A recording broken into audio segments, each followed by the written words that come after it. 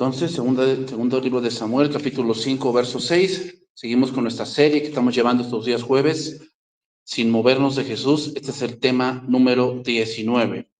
Este tema se titula Sión, Jerusalén, la de arriba. Vamos a estar viendo este monte que se menciona mucho en los salmos, en la profecía, y vamos un poco primero a poner qué es el monte de Sión, y después vamos a estar durante esta sesión y otras dos más analizando pasajes, qué quiere decir este monte, ¿no? ¿Por qué se menciona? Bien, voy a leer ahí, segundo libro de Samuel, capítulo número 5, verso número 6. Entonces marchó el rey con sus hombres a Jerusalén contra los jebuseos que moraban en aquella tierra, los cuales hablaron a David diciendo: tú no entrarás acá, pues aún los ciegos y los cojos te echarán, queriendo decir: David no puede entrar acá. Pero David tomó la fortaleza de Sión, la cual es la ciudad de David. Y dijo David aquel día: todo el que hiera a los jebuseos suba por el canal y hiera a los cojos y ciegos aborrecidos del alma de David. Por eso se dijo: ciego ni cojo no entrará en la casa.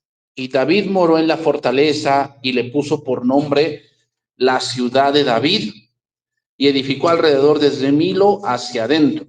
Y David iba adelantando y engrandeciéndose, y Jehová, Dios de los ejércitos, estaba con él. Geográficamente, hermanos, Sión designa, como se sostiene generalmente hoy en día, es un cerro en la parte oriental más baja de Jerusalén.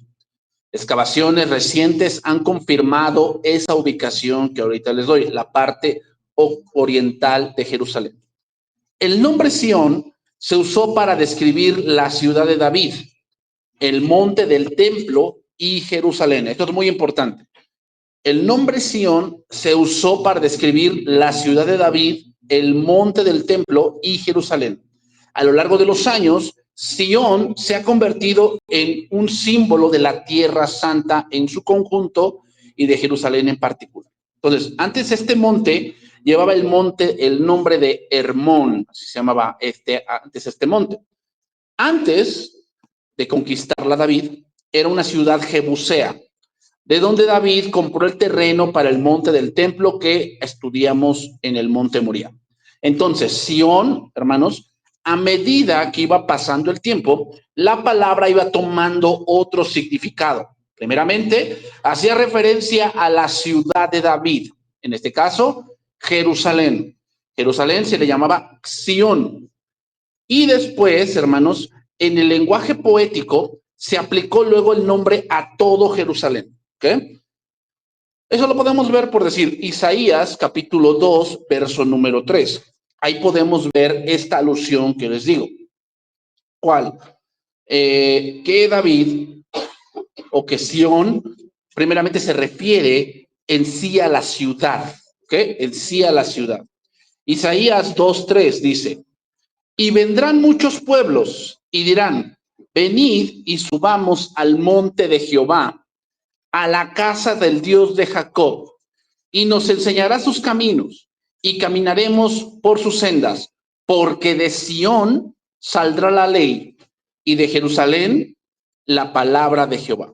También encontramos otros títulos refiriéndose a Jerusalén. En Isaías 1:8 dice: y queda la hija de Sión como enramada en viña, y como cabaña en melonar, como ciudad asolada. Ahí la hija de Sión hace referencia a Jerusalén, es Jerusalén.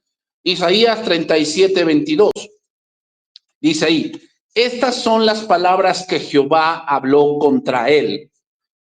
Isaías 37:22. La virgen, hija de Sión, te menosprecia, te escarnece. Detrás de ti mueve su cabeza la hija de Jerusalén. Entonces, ahí, hija de Sión es Jerusalén. ¿Por qué se dice hija de Sión? Bueno, es un lenguaje poético, como se nombra, en este caso, la ciudad de Jerusalén. Después, hermanos, de que Salomón construyó el templo en el monte Moriah, el cual ya estudiamos, el nombre Sión vino a ser aplicado también a la zona no solo de Jerusalén, sino del templo. Cuando se hablaba del Sión, entonces nos referíamos también al templo. Por decir, Joel capítulo 3, verso 17. Dice ahí, Joel capítulo 3, verso 17. Y conoceréis que yo soy Jehová vuestro Dios, que habito en Sión, mi santo monte, y Jerusalén será santa, y extraños no pasarán más por ella. Entonces, hasta aquí, habito en Sión, se refiere no a Jerusalén, sino se refiere al monte Moriah. Ahí se refiere Sión, pero en este caso en un lenguaje profético. Entonces, teniendo estos antecedentes, vamos al Nuevo Testamento, donde vemos varios versos que hablan de Sión. Por decir, en Mateo 21, versículo 4, Mateo 21, versículo 4, leemos esto, dice ahí, todo esto aconteció para que se cumpliese lo dicho por el profeta cuando dijo, aquí el contexto de este pasaje que estoy leyendo es la entrada triunfal a Jerusalén. Y dice, todo esto aconteció para que se cumpliese lo dicho por el profeta cuando dijo, decid a la hija de Sión. ¿Quién es la hija de Sión? Jerusalén, Jerusalén, ahí se refiere a Jerusalén. Decida a la hija de Sión, he aquí tu rey viene a ti, manso y humilde y sentado sobre una asna, sobre un pollino, hijo de animal de carga. Y los discípulos fueron e hicieron como Jesús les mandó, y trajeron el asna y el pollino y pusieron sobre ellos sus mantos y él se sentó encima. Entonces, hermanos, podemos decir que Sión, más que una ubicación, la cual sí vemos, si vamos a Israel, nos van a decir, ese es el monte de Sión en la parte oriental de Israel, porque ahí creían que los judíos, o creen, que ahí estaba ubicado el palacio de David. Por eso creen que ese es el monte Sión. Pero si vemos a lo largo de la escritura, Sión tiene que ver con acontecimientos, tiene que ver con lugares del futuro regreso de Cristo. De hecho, si tú vas a Jerusalén y en las murallas hay 8 puertas, pero solamente 7 están abiertas. La octava es la puerta dorada, la cual está cerrada y queriendo hacer que ahí no va a entrar el Mesías, lo cual eso ya pasó. Pero hay una puerta que se llama la puerta de Sión y tiene una vuelta de 90 grados que fue hecha a propósito para las guerras que han tenido en Jerusalén, y si alguien quería entrar con un carruaje, por esa puerta no se podía entrar. Juan capítulo 12, versículo 14. Juan capítulo 12, verso 14. Dice ahí, Juan 12, 14. Y halló Jesús un asnillo y montó sobre él, como está escrito, no temas, hija de Sión, he aquí tu rey viene, montado sobre un pollino de asna. Podemos decir entonces otra vez, hija de Sión, se refiere a Jerusalén. Y también podemos decir, el monte Sión hace referencia al rey, al rey. Estas cosas no las entendieron sus discípulos, dice al principio. Pero cuando Jesús fue glorificado, entonces se acordaron de que estas cosas estaban escritas acerca de él y de que él se las había hecho saber. Romanos 9:32.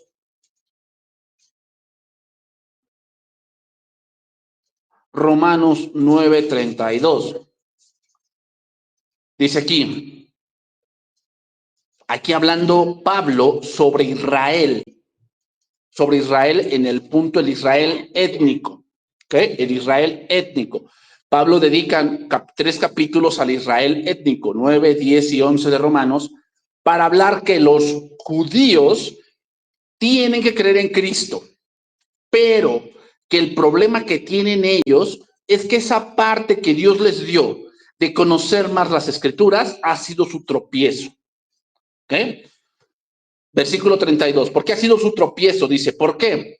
Porque iban tras ella no por fe, sino como por las obras de la ley, pues tropezaron en la piedra de tropiezo, como está escrito. He aquí pongo en Sión piedra de tropiezo y roca de caída, y el que creyere en él no será avergonzado. ¿Quién sería en este caso? ¿Cómo es pongo en Sión piedra de tropiezo? Obviamente se refiere a la nación de los judíos, pero en este caso Jerusalén nuevamente, pero se refiere a cuando Cristo entró y varias veces enseñó en el templo, y esa doctrina de Jesús fue de piedra de tropiezo para ¿quiénes? Para toda la nación judía. Por eso Pablo está citando ese pasaje, haciendo ver que los judíos tenían la ley, tenían los patriarcas, tenían los profetas, tenían muchas cosas que debían haber ellos creído. Sin embargo, eso que se les dio, esa revelación especial que se les dio, fue de tropiezo a ellos. ¿Por qué? Porque iban tras ella no por fe, sino por las obras de la ley. ¿Okay? En el libro de Hebreos se señala a la Nueva Jerusalén como el nombre de Sión también. Entonces, Hebreos capítulo 12, verso 18. Hebreos 12, 18. Estamos, hermanos, poniendo aquí las bases de lo que es Sión para poder analizar otros pasajes. Tenemos que tener esta información y saber a qué se refiere con Sión. ¿Okay? Porque en sí no se refiere bien a un monte, sino se refiere a acontecimientos y a lugares donde iba significando la palabra otras cosas según la escritura. Hebreos capítulo 12, versículo 18. Porque no os habéis acercado al monte que se podía palpar y que ardía en fuego. ¿Cuál es ese monte? El monte Sinaí. A la oscuridad, a las tinieblas y a la tempestad, al sonido de la trompeta y a la voz que hablaba, la cual los que le oyeron rogaron que no se les hablase más. Está hablando de acontecimientos que pasaron en el Antiguo Testamento, porque no podían soportar lo que se les ordenaba, ni aún una bestia tocar el monte será apedreado o pasada con dardo. Y tan terrible era lo que se veía que Moisés dijo, estoy espantado y temblando, sino que os habéis acercado al monte de Sión. A lo que dice, al monte de Sión, a la ciudad del Dios vivo. O sea, Sión aquí ya no representa Jerusalén. Sión aquí representa, ¿qué dice ahí? Jerusalén la celestial. Entonces, tenemos ya otro entendimiento más. Sión tiene que ver, hermanos, con lo futuro, con la venida del rey, con el reino consumado. Con eso tiene que ver. A la compañía de muchos millares de ángeles, a la congregación de los primogénitos que están inscritos en los cielos, a Dios, el juez de todos, a los espíritus de los justos hechos perfectos, a Jesús, el mediador del nuevo pacto, y a la sangre rociada que habla mejor que la de Abel. Y más adelante, en la última revelación de Dios, el apóstol Juan, vemos a Cristo sobre este monte, Apocalipsis capítulo 14, verso número 1. Apocalipsis capítulo 14, verso número 1. Entonces, llegamos a la conclusión de que Sión tenía que ver con la ciudad de David. Después significó Jerusalén. Después significó el templo. Después significó, hermanos, la doctrina o el reino venidero, el reino que fue iniciado. Pues pongo en Sión esta piedra que desecharon los edificadores. ¿Cuál? La primera venida de Cristo. Pero ahora Sión también significa que el reino consumado de Cristo. Después miré, Apocalipsis 14, 1. Y aquí el Cordero que estaba en pie sobre el monte de Sión, y con él 144,000 que tenían el nombre de él y el de su padre escrito en la frente. Y oí una voz del cielo como estruendo de muchas aguas y como sonido de un gran trueno, y la voz que oí era como de arpistas que tocaban sus arpas y cantaban un cántico nuevo delante del trono. ¿Cuál es ese cántico nuevo? El cántico nuevo, hermanos, es Cristo. ¿Ven lo que dice? Y delante de los 4 seres vivientes y de los ancianos, y nadie podía aprender el cántico, sino aquellos 144,000 que fueron redimidos de entre los de la tierra. Y hermanos, estos no son los testigos de Jehová, no son los testigos de Jehová. Aquí los 144,000 es una figura o un tipo de lo que después leemos en el Apocalipsis más adelante al final, cuando dice, y hubo una gran multitud, vestidos con vestiduras blancas, son los mismos que aquí leemos. Entonces, aquí el monte Sión tiene un simbolismo de victoria, un simbolismo de gobierno, de estabilidad. Entonces, hermanos, voy a analizar lo que Pablo dijo en Gálatas, ya teniendo todo este panorama que les he dado de la palabra Sión. Fue cambiado a medida que pasaba el tiempo y los acontecimientos que se fueron dando con el tiempo. Gálatas capítulo 4, verso 21. Entonces, también Sión, hermanos, en la Biblia tiene que ver con libertad. Tiene que ver con libertad. Y ahí lo vamos a leer. Gálatas 4, 21. Y tenemos una alegoría de Pablo. Decidme los que queréis estar bajo la ley. ¿No habéis oído la ley? Porque está escrito que Abraham tuvo dos hijos, uno de la esclava y el otro de la libre. Pero el de la esclava nació según la carne, mas el de la libre por la promesa, la cual es una alegoría. Pues estas mujeres son los dos pactos. El uno proviene del monte Sinaí, monte Sinaí, el cual da hijos para esclavitud, esto es Agar, porque Agar es el monte Sinaí en Arabia y corresponde a la Jerusalén actual. Vean cómo ya cambió, ya no se le dice ya no se le dice a Jerusalén, en este paso Sión, si ya se dice Jerusalén actual, que es la esclava, pues esta, junto con sus hijos, está en esclavitud, más la Jerusalén de arriba. ¿Y dónde comprobamos cuál es la Jerusalén de arriba? En Hebreos. Hebreos dice que nos habíamos acercado al monte Sinaí, a la Jerusalén de arriba. Ahí la Jerusalén de arriba es Sión. Eso es Sión, la cual es madre de todos nosotros, es libre. Entonces, Pablo da una alegoría de un acontecimiento del padre Abraham, el cual tuvo un hijo según la carne y otro según la fe, y esos fueron Ismael e Isaac. Pero antes de entrar aquí, hermanos, debemos un poco analizar el contexto. El contexto general es que los judaizantes estaban haciendo volver a los gálatas a la ley, es decir, buscar a Cristo a través de todas las prácticas judías de la ley. Y Pablo dice que eso es de un niño y de un esclavo.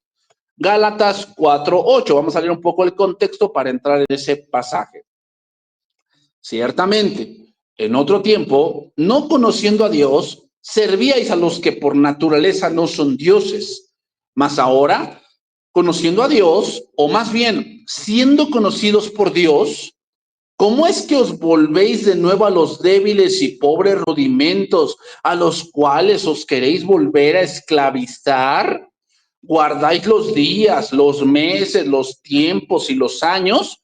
Me temo de vosotros que haya trabajado en vano con vosotros. Os ruego, hermanos, que os hagáis como yo, porque yo también me hice como vosotros. Ningún agravio me habéis hecho, pues vosotros sabéis que a causa de una enfermedad del cuerpo os anuncié el evangelio al principio. Y no me despreciasteis ni desechasteis por la prueba que tenía en mi cuerpo. Antes bien, me recibisteis como a un ángel de Dios, como a Cristo Jesús. Pablo les dice en esto que él no les anunció el evangelio a base de rituales o de ciertas prácticas religiosas, lo cual estaban haciendo los judaizantes. Les hicieron ver que ellos debían practicar lo que fue el sábado, las fiestas judías, dejar de comer ciertas cosas, contemplar los años nuevos, las lunas nuevas, todo ese tipo de cosas. Y Pablo les dice que si antes estaban mal, ahora estaban peor. Por eso les dice al principio, ustedes estaban sometidos a los dioses que no son dioses, pero ahora es que ya conocieron a Dios y ahora se someten, están peor. Entonces, hermanos, estar sometido a ciertas prácticas es estar en la Jerusalén antigua. Es estar en prácticas que son de un niño, que sigue bajo el ayo, que sigue aprendiendo, pero no ha madurado para heredar a Cristo. No ha madurado. Por ello dice que teme haber trabajado con ellos en vano. Lo fatal, hermanos, es que ahora a Pablo lo tomaban como un falso. Ya ni querían hablar con él. Por eso les dice, no les he agraviado. O sea, yo me hice como ustedes. O sea, yo jamás llegué creyéndome superior o queriéndoles enseñarles rituales de los judíos. No, yo llegué con ustedes y les prediqué el evangelio y ustedes veían mi condición, que en ese momento se cree que él fue a Galacia, o sea, Gálatas no es, hermanos, una ciudad. Galacia era una distribución, una tierra con varias tribus y se creía que ahí tenían buena medicina. Por eso Pablo fue a ese lugar, pero no fue con motivo de predicar, fue con el motivo de buscar medicina para sus ojos. ¿Ok? Y ese fue el motivo con el cual se cruzó con varios de ahí, de esas tribus de Galacia, y les predicó el evangelio. Pero después llegaron los judaizantes, ¿y qué? Y los empezaron a trastornar diciéndoles que sí, que el evangelio de Pablo estaba bien, pero que le faltaban otras cosas, como hoy en día, hermanos, que hoy muchas gentes llegan a las congregaciones y empiezan a hablar cosas que ni ellos mismos entienden. Seguimos ahí, Gálatas 4:15. ¿Dónde pues está esta satisfacción que experimentabais? Porque os doy testimonio de que si hubieseis podido, hubieseis sacado vuestros propios ojos o sea, antes ustedes me trataban muy bien, casi, ahí dice, si ustedes hubiesen podido sacarse los ojos y dármelos por lo agradecido que estaban por recibir el evangelio, y ahora, dice, me he hecho pues vuestro enemigo, por deciros la verdad. Ahora los Gálatas veían a Pablo como un enemigo, como un enemigo. Tienen celo, dice ahí, por vosotros, pero no para bien, sino que quieren apartaros de nosotros para que vosotros tengáis celo por ellos. O sea, el objetivo no es guiarlos a Cristo, ese no es el objetivo. El objetivo es que ustedes sigan sus corrientes de ellos y que ahora los veneren a ellos.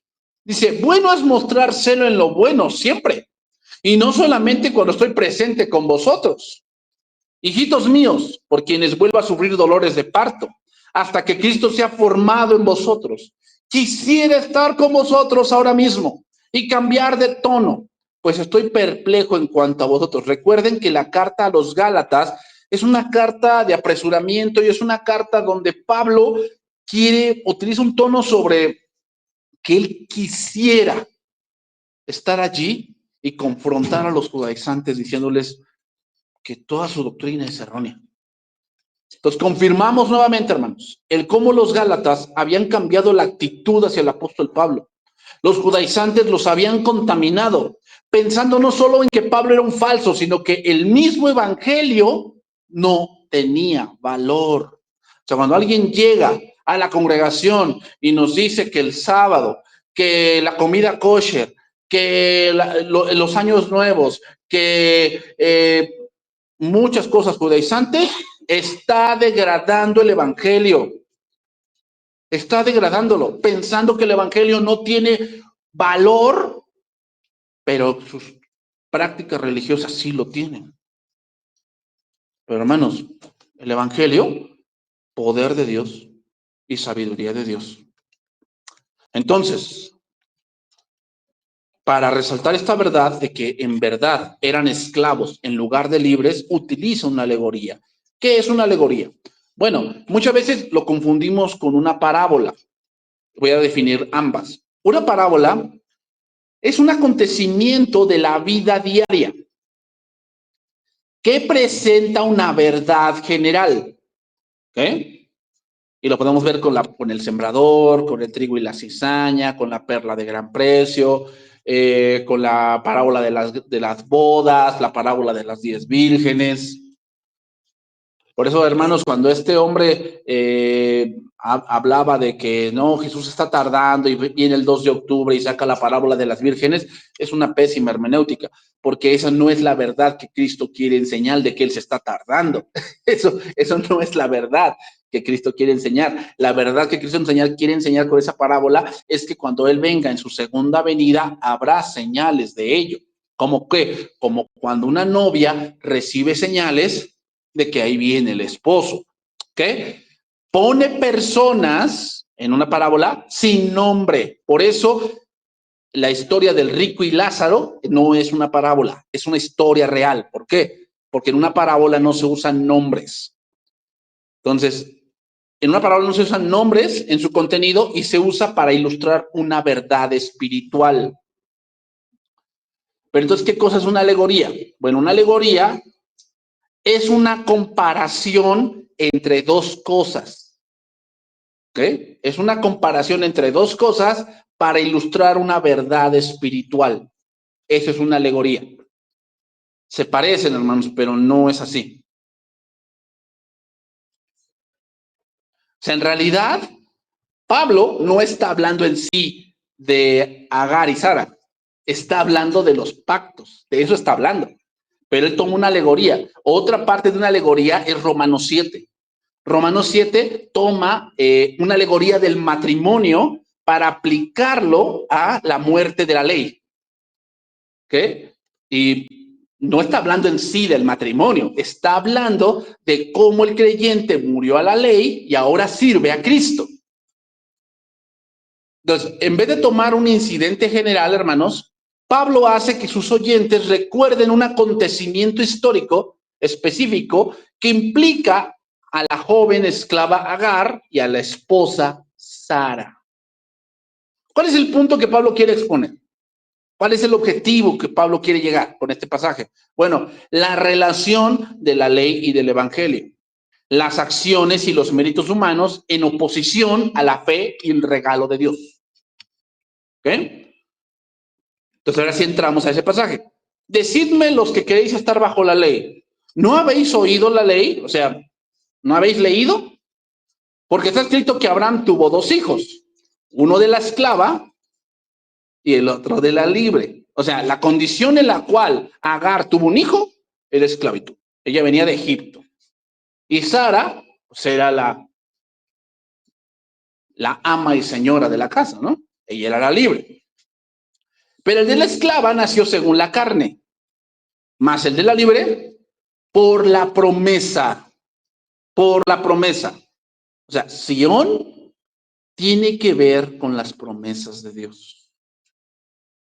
Sión tiene que ver con las promesas de Dios. Si nosotros somos de Sión, hermanos, como aquí lo nombra,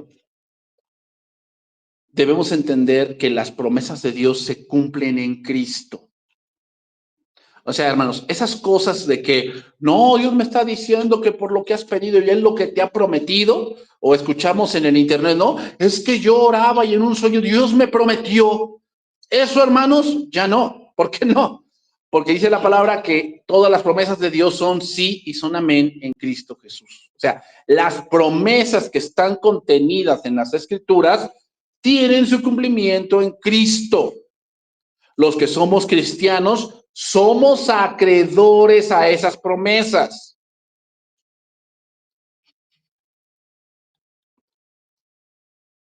Versículo número 24, lo cual es una alegoría. Pues estas mujeres son los dos pactos. O sea, no estoy hablando en sí de la historia, sino lo que quiero poner en claro son los dos pactos. El uno proviene del monte Sinaí. ¿Qué se dio en el monte Sinaí? La ley. Ahí se dio la ley. O sea, lo que los judaizantes les están enseñando no es de arriba, en el sentido de libertad, de llevarnos hacia Dios. Ese no es el propósito de la ley. Hermano, entonces cuando vengan acá diciéndonos de cosas de la ley, que debemos cumplir la ley, ellos no te quieren llevar a Dios, no te quieren llevar a lo celestial, porque ese no es el propósito de la ley. El propósito de la ley es enseñarnos nuestra miseria y nuestra distancia de Dios. ¿Ok? Ese es el propósito de la ley, la cual da hijos para esclavitud. Esto es Agar, porque Agar es el monte Sinaí en Arabia y corresponde a la Jerusalén actual. ¿Qué cosa es la Jerusalén actual? No nos referimos al área geográfica, sino nos referimos a la parte de no creer. Ese es el problema de los judíos el día de hoy. Ellos creen que son aborrecidos porque son judíos. No, hermanos, la verdad es que, como lo vimos el día de ayer, es que ellos han abandonado al Dios verdadero. Ellos dicen que adoran al Dios verdadero. Ellos dicen eso. Pero la piedra que desecharon los edificadores, ¿quiénes son los edificadores? Todos los rabinos y todos los judíos y todo lo que enseñan cada semana en la sinagoga y lo que enseñan en la Torá y en la Mishnah y en el Talmud, todos ellos han rechazado la verdadera piedra del fundamento que es Cristo. Cada vez que se le pregunta a un judío por qué ellos creen que Jesús no es el Mesías, dan sus argumentos basados en su propio entendimiento.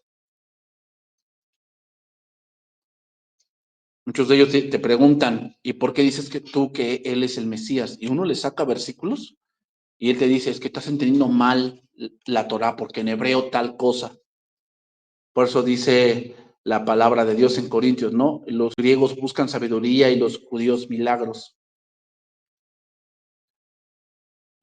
Mas la Jerusalén de arriba, versículo 26, la cual es madre de todos nosotros, es libre. Tomando como base lo que acabamos de hablar de Sión, la Jerusalén de arriba es sin duda Sión.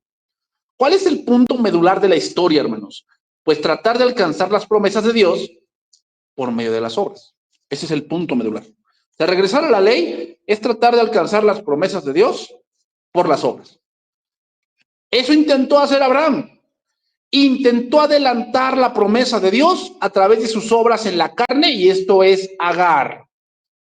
Sin embargo, más adelante se da el fruto de la fe, y esto es Sara, lo cual es la muestra de ello, ¿cuál? Que tuvo un hijo contra toda posibilidad. En una edad no propicia, cuando la costumbre de las mujeres ya no las tenía, físicamente ya no tenía fuerzas, y por la fe tuvo un hijo. Por la fe. Ismael, hermanos, estaba ligado inseparablemente con la obra humana. Por otra parte, Isaac era puramente el resultado de la promesa de Dios y se convirtió en el padre del pueblo escogido de Dios, Israel. El contraste que existe entre Ismael e Isaac es en sí la prueba de la superioridad de la gente que confía en la promesa de Dios en vez de tratar de hacer las cosas o que las cosas sucedan con la contribución humana. Volver a las cosas de la ley, hermanos, es pensar que le podemos ayudar a Dios. O sea, soy cristiano, pero también guardo la comida kosher porque así soy más santo. Eres de Agar, o sea, estás esclavo. Porque ve, ya te preocupas por lo que comes, no eres libre en verdad. No eres libre. Eres un esclavo. ¿De qué? De tu miedo de pensar que si no guardas tal cosa, Dios te va a consumir. Gálatas 4:24. Lo cual es una alegoría, pues esas mujeres son los dos pactos. En uno proviene del monte Sinaí, la cual da hijos para esclavitud. Esto es Agar, porque Agar es el monte Sinaí en árabe y corresponde a la Jerusalén actual, pues esta, junto con sus hijos, están en esclavitud, más la Jerusalén de arriba, la cual es madre de todos nosotros, es libre, porque está escrito: regocíjate, oh estéril, tú que no das a luz, prorrumpe en júbilo y clama tú que no tienes dolores de parto, porque más son los hijos de la desolada que de la que tiene marido. La situación de Agar, incriminada en el intento de ayudar a que el plan de Dios tuviese éxito, encuentra un paralelo en la esclavitud de los judaizantes. Estas personas que habían sido habitantes de Jerusalén por mucho tiempo se habían extendido hasta Galacia, al tomar como motivo el monte Sinaí, es decir, la ley de Moisés, que habían sido dada en ese lugar. Les enseñaban a la gente que además de creer en Cristo, también debían guardar los reglamentos y leyes del Antiguo Testamento. Y de esa manera ponían en esclavitud a la gente. Así como la joven esclava Agar tuvo hijos esclavos, así también la Jerusalén judaizante junto con sus hijos, estaban en esclavitud. ¿Por qué? Porque jamás podían vencer el pecado. Hermanos, Sión nos habla de la libertad que ahora tenemos en Cristo.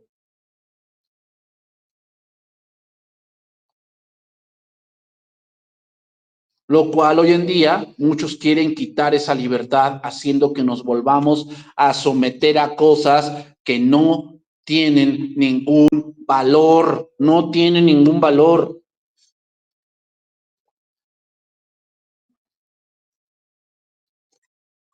Lo que Pablo dice sobre el ayo es como cuando tú estabas en la casa de tus padres, no te habías casado ni nada, y entonces tú te regías bajo, una cosa es la regla que hay en la sociedad y otra cosa es la regla que hay dentro del hogar de tus padres. Parece que hay una mayor restricción, eso es la ley. Pero a medida que fuiste creciendo y maduraste y te casaste, ¿qué pasó? Esas leyes que ya no aplican para ti. Eres libre de esas leyes. ¿Y ahora cuál es la ley que te rige? La ley de Cristo. La ley de Cristo. Someternos nuevamente a cosas de los judaizantes es volverte a esclavizar. Sión, como Jerusalén, la de arriba, es la asamblea de todos los creyentes en la promesa que hace Dios de un Salvador. O sea, la iglesia cristiana. Eso es Sión, hermanos. Sión es haber alcanzado la promesa por los méritos de Cristo. Hermanos, confiar sencillamente en las promesas del Evangelio de Dios puede parecer una forma lenta y eficaz de edificar la iglesia, pero Jesucristo dijo una parábola: si tuvieseis fe como un grano de mostaza. Ese es el problema con los judaizantes. El problema con los judaizantes es que ellos creen que deben hacer algo para que el cuerpo se santifique y ir sembrando cosas. Pero Jesús dijo que el evangelio es como una semilla de mostaza que se siembra y después da ¿qué? Un árbol grande. Eso es el evangelio. El evangelio es sembrar en fe, creer en Cristo. Y eso, hermanos, esa diminuta semilla de mostaza se convertirá en un árbol que dará fruto en la gracia de Dios. En la gracia de Dios. Versículo 28. Así que, hermanos, nosotros, como dice, nosotros como Isaac somos hijos de la promesa. ¿Cuál es la mayor promesa? Cristo.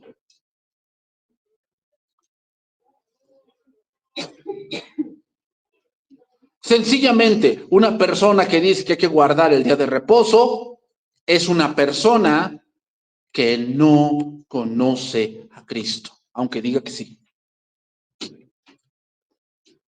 Pero como entonces, versículo 29, el que había nacido según la carne perseguía al que había nacido según el espíritu, así también ahora. Más que dice la escritura, echa fuera a la esclava y a su hijo, porque no heredarán el hijo de la esclava con el hijo de la libre.